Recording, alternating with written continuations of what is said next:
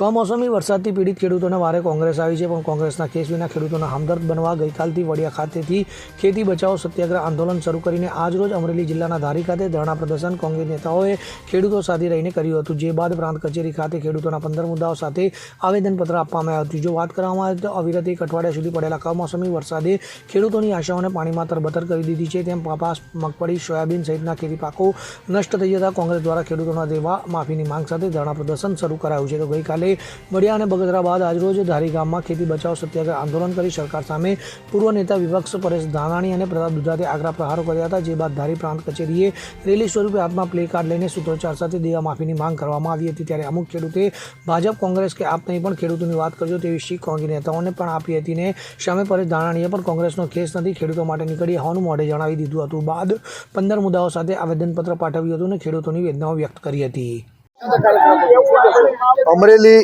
अमरेली जिला कांग्रेस समिति, धारी तालुका कांग्रेस समिति द्वारा समग्र जिल्लानी अंदर खेती बचावो सत्याग्रह अंतर्गत आज धारीना पादरमा अमे 2 कलाक प्रतीक धरણા કર્યા। આખાય ધારી તાલુકાના ગામે ગામમાંથી ખેડૂત આગેવાનોએ આવી અને જે કમોસમી માવઠાના કારણે નુકસાન થયું છે એની વ્યથા વ્યક્ત કરી।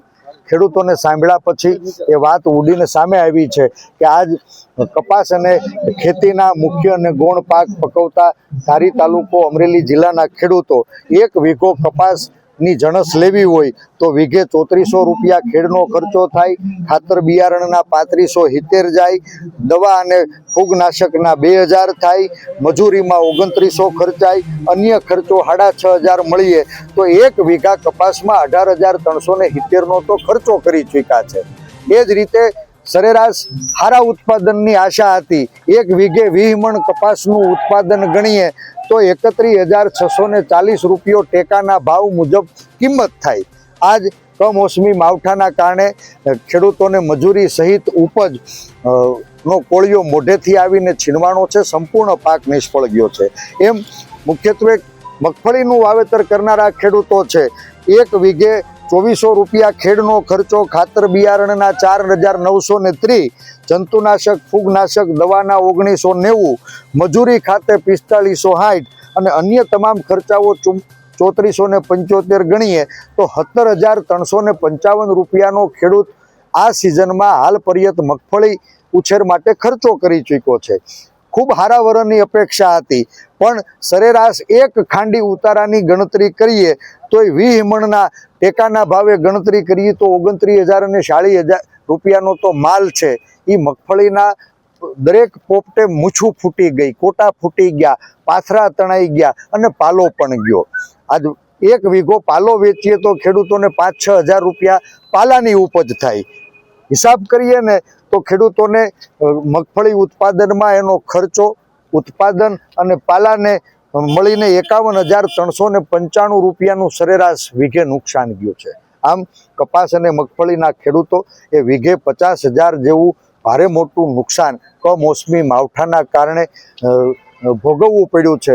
મોઢે આવેલો કોળિયો છીનવાનો છે, ખેડૂતો દેવાના બોજ નીચે દબાયેલા છે। ત્યારે સરકારને અમે વિનંતી કરીએ છીએ કે સરકાર સેટેલાઇટથી સર્વેના નાટક બંધ કરે, જાહેર પંચરોજ કામ સર્વે કરાવે, ખેડૂતોના સંપૂર્ણ દેવા માફ કરે, ખેડૂતોને વીઘે 50,000 જેવું સરેરાશ નુકસાન ગયું છે। ત્યારે એ ગણતરીને ધ્યાને લઈ ખેડૂતોની પાક નુકસાનીનું સંપૂર્ણ વળતર ચૂકવે।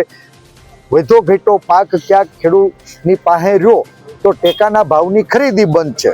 સરકાર સત્વરે ટેકાના ભાવે ખરીદીના કેન્દ્રો તાલુકે શરૂ કરાવે।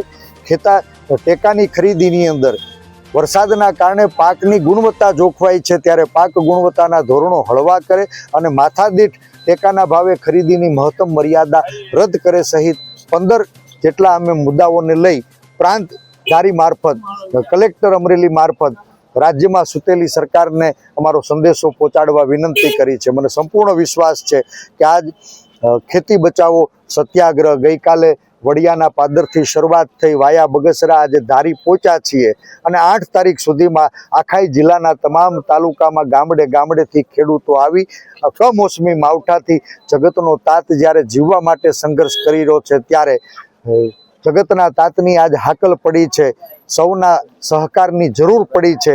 એ વાત લઈ અને અમે ખેડૂતોની વચ્ચે જઈ રહ્યા છીએ। ખેડૂતોનો ભારે મોટો આવકાર મળી રહ્યો છે. ખેડૂતો સંગઠિત થઈ રહ્યા છે, નાત જાત ભાતના વાડાઓ તોડી રહ્યા છે. રાજકીય વાદ વિવાદથી પર સૌ ખેડૂતો એક છત્ર નીચે ભેગા થાય અને જગતના તાતને જીવાડવા માટે ખેતી બચાવો સત્યાગ્રહ અંતર્ગત ખેડૂતોની મુખ્ય 15 માગણીઓને બળ પૂરું પાડે એવી વિનંતી કરીએ છીએ. આવતા દિવસોમાં જેને મત જ્યાં આપવો હોય ત્યાં આપજો. આ મત માટે નથી, ખેડૂતોના જીવનની આશ બાંધવા માટેની લડાઈ છે. ત્યારે આપ સૌનો સહયોગ મળે એવી વિનંતી કરું છું. Thank you very much. Amreli જિલ્લામાં આજે બીજો દિવસ, ગઈકાલે વડિયા, બગસરા અને અત્યારે ધારી મોટી સંખ્યામાં ખેડૂતો ઉમટ્યા અને આવેદનો અને ધરણા, બપોર પછી ખાંભાથી લઈને આખો રૂટ જે ગઈકાલે કીધું એ પ્રમાણે ખેડૂત ખેતી બચાવો સત્યાગ્રહ. આ સત્યાગ્રહની અંદર એક જ પ્રકારની માંગ, એક જ વાત કે ફક્ત ખેડૂતના દેવા માફ કરો, બાકીની વાતો બંધ કરો.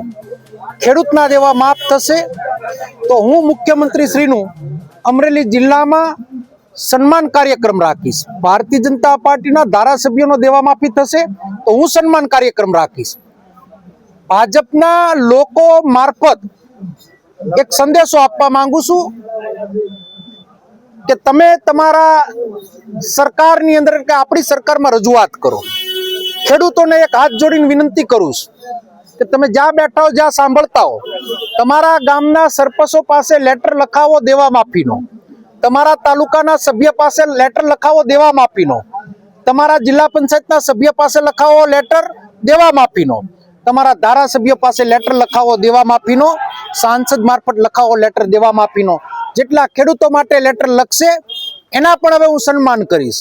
ગઈકાલે મેં વાત કરી એ પ્રમાણે કે બિન રાજકીય, ફક્ત ખેડૂત સિવાયની બીજી કોઈ વાત નહીં, ખેડૂતનું હિત થાય એ જ અમારો ધ્યેય છે. એના ભાગરૂપે આજે અમે બીજા દિવસે ખૂબ મજબૂતાઈથી આગળ વધી રહ્યા છીએ. Bureau report CN24 news.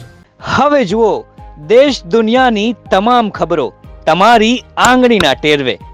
ઉઠાવો મોબાઈલ અને Google Play Store પરથી ડાઉનલોડ કરો અમારી CN24 ન્યૂઝ મોબાઈલ એપ.